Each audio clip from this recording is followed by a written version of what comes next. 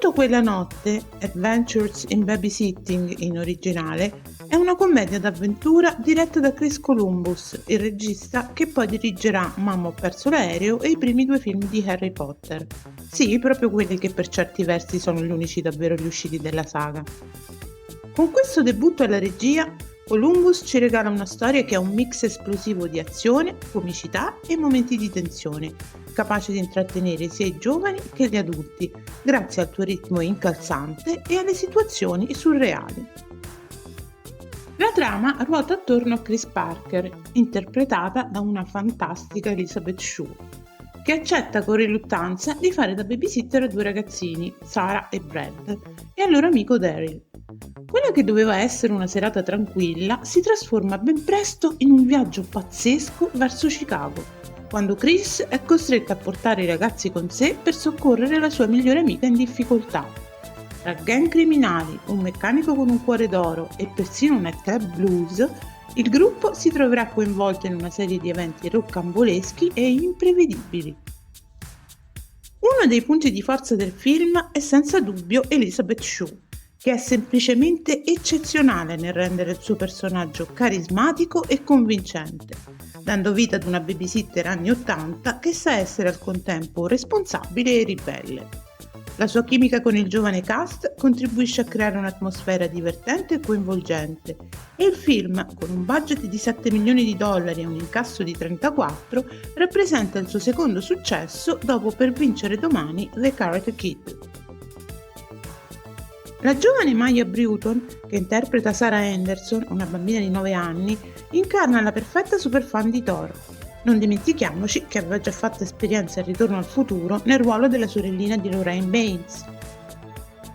Anthony Rapp, nei panni di Daryl Coopersmith, il vicino di casa un po' sfacciato ma simpatico, regala momenti indimenticabili, come quello in cui, durante un racconto dell'orrore di Elizabeth Shue, assume un'espressione tenebrosa, ispirata alla scena finale del film Sleepaway Camp, uscito nelle sale qualche anno prima. Sarà forse anche grazie a questa performance che Chris Columbus lo sceglierà qualche anno dopo per interpretare il protagonista del musical Rent.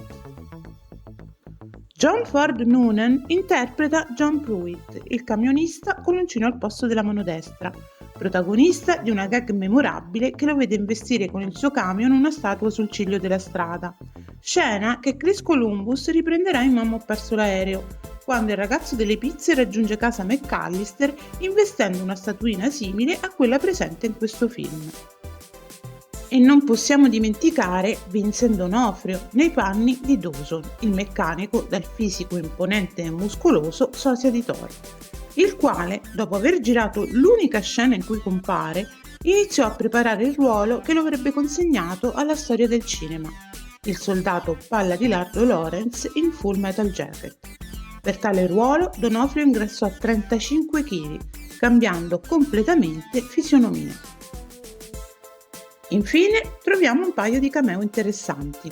Uno del chitarrista Albert Collins, con il quale i protagonisti improvvisano un pezzo blues, e uno del cantante Southside Johnny, che compare durante una festa studentesca. Il film brilla non solo per la sua trama, ma anche per l'aspetto tecnico. La regia di Columbus è un concentrato di ritmo incalzante capace di bilanciare perfettamente umorismo e tensione. La sceneggiatura ci sorprende con dialoghi brillanti e colpi di scena, mentre la fotografia trasforma la Chicago notturna in un personaggio a sé stante, grazie a giochi di luce e ombre che rendono ogni inquadratura magica e realistica allo stesso tempo. Il montaggio è fluido, mantenendo alta la tensione con tagli ben calibrati che esaltano sia la comicitá che i momenti di suspense.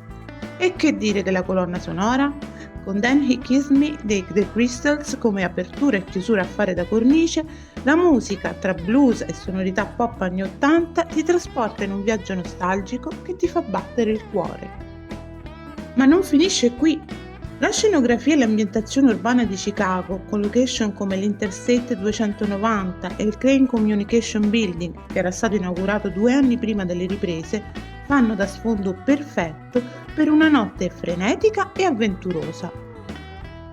Certo, come ogni film, Tutto quella notte ha i suoi piccoli difetti. La successione di eventi improbabili e i personaggi un po' troppo tipizzati e caricaturali possono far sorgere qualche perplessità se cercate una narrazione solida, e alcune battute rischiano di sembrare datate.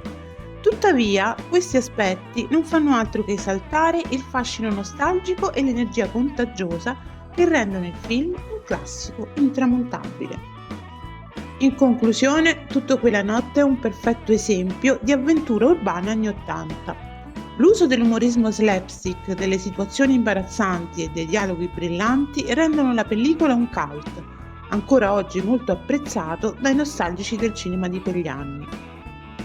Certo, alcune scene battute potrebbero risultare datate per un pubblico moderno, ma il film mantiene intatta la sua capacità di intrattenere grazie al suo spirito spensierato e alla sua energia contagiosa. Se amate le commedie d'avventura degli anni '80 e cercate un film leggero e divertente, Tutto quella notte è una scelta perfetta. Voto 8 su 10.